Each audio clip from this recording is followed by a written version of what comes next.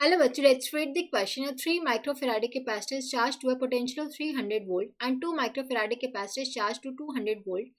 The capacitors are then connected in parallel with the plates of opposite polarity joined together. What amount of charge will flow when the plates are so connected? इसे 3 microfarad capacitor दे रखे हैं, ठीक है.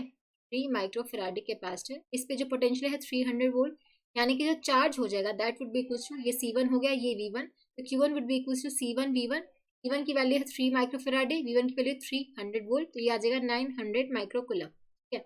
दूसरा capacitor है जिसपे capacitance दे रखे 2 microfarad, उस पोटेंशियल कितना दे रखा है 200 वोल्ट. ठीक है. तो charge on this capacitor would be C2 V2, C2 की वैल्यू 2 और V2 की वैल्यू 200, तो ये आ जाएगा 400 माइक्रोकुलम. ठीक है. अब हमने क्या किया, इनको पैरेलल में कनेक्ट किया such that opposite polarity join together, यानी कि मान लो इस पे प्लस है, ये माइनस. ठीक है. इस पे प्लस 900 माइक्रोकुलम हो गया और ये माइनस 900 माइक्रोकुलम.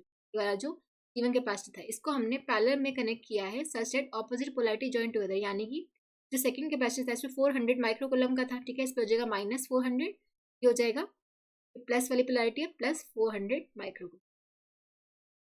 इसको हमने ऐसे पैरेलल में कनेक्ट कर दिया, ऑपोजिट पोलैरिटी कनेक्ट कर दी. इसकी जो पॉजिटिव प्लेट है इसकी नेगेटिव प्लेट से कनेक्ट कर दी और इसकी नेगेटिव पॉजिटिव प्लेट से. ठीक है.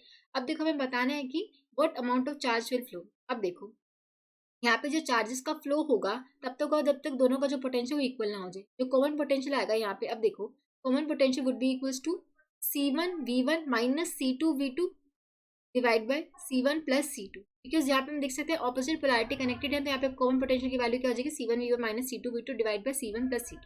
ठीक है. अब देखो C1 की वैल्यू कितनी थी हमारे पास 3, C1 V1 की वैल्यू हमने निकाली है 900.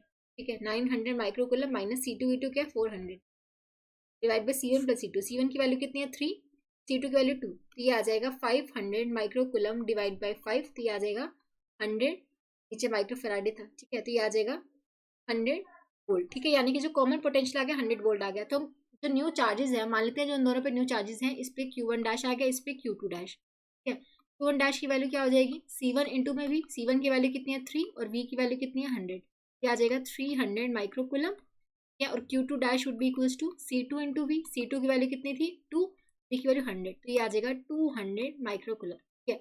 अब हम बताना चार्ज कितना फ्लो हुआ. अब देखो इसमें 900 से अब चार्ज कितना हो गया 300, यानी कि 600 माइक्रोकुलम का फ्लो हो गया. यहाँ पे माइनस 400 था और अब यहाँ पे 200 हो गया. ठीक है. यहाँ से 600 माइक्रोकुलम फ्लो करके यहाँ पे आ गया. ठीक है. जिससे यहाँ पे प्लस 200 माइक्रोकुलम हो गया और यहाँ पर 900 से 300 हो गया, तो 600 माइक्रोकुलम चार्ज का फ्लो हुआ. ऐसा हो सकता है option 1 would be the correct answer.